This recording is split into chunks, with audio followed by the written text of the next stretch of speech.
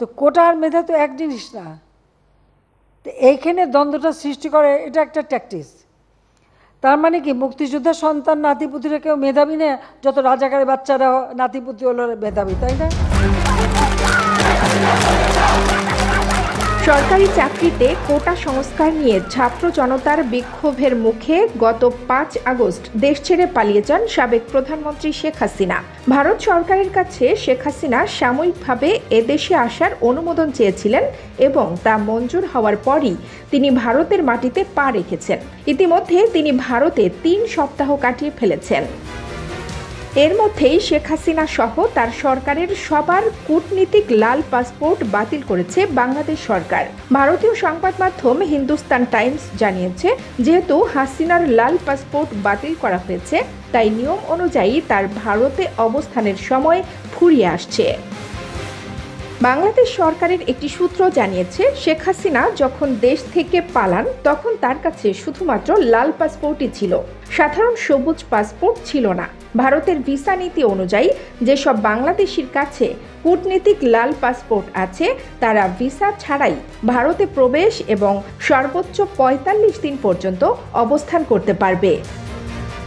শেখ হাসিনা ২১ দিন ভারতে কাটিয়ে ফেলেছেন, ফলে আর মাত্র ২৪ দিন পর বৈধ উপায়ে তার ভারতে থাকার সময় শেষ হয়ে যাবে। এরপর তিনি হয়ে যাবেন অবৈধ। কূটনীতিক পাসপোর্ট বাতিল হওয়ায় শেখ হাসিনার ভারত থেকে বাংলাদেশে প্রত্যর্পণের ঝুঁকি বেড়ে গেছে। হাসিনার বিরুদ্ধে এখন পর্যন্ত ৫১টি মামলা করা হয়েছে, যার মধ্যে ৪২টি হত্যা মামলা। এসব মামলায় তার বিরুদ্ধে বিচার শুরু হবে। শেখ হাসিনার প্রত্যর্পণ বিষয়টি ২০১৩ সালে বাংলাদেশ ভারতের মধ্যে হওয়া প্রত্যর্পণ চুক্তির মধ্যে পড়বে। ২০১৬ সালে চুক্তিটি সংশোধন করা হয়। এতে বলা হয়, রাজনৈতিক বিবেচনায় করা মামলার আসামি হলে অভিযুক্ত ব্যক্তিকে প্রত্যর্পণ বা ফেরত দিতে অস্বীকৃতি জানানো যাবে। কিন্তু এই চুক্তিতে হত্যা মামলার বিষয়টি স্পষ্টভাবে রাজনৈতিক বিবেচনার বাইরে রাখা হয়েছে। এছাড়া যদি মামলা ন্যায় বিচার না করার উদ্দেশ্যে করা হয়, তাহলেও দুই দেশ অভিযুক্ত ব্যক্তিকে প্রত্যর্পণ না করার ক্ষেত্রে অস্বীকৃতি জানাতে পারে। গত ২ সপ্তাহে শেখ হাসিনার বিরুদ্ধে বাংলাদেশে যেসব মামলা রুজু হয়েছে তার মধ্যে হত্যা, গণহত্যা, গুম ও নির্যাতনেরও নানা অভিযোগ আছে।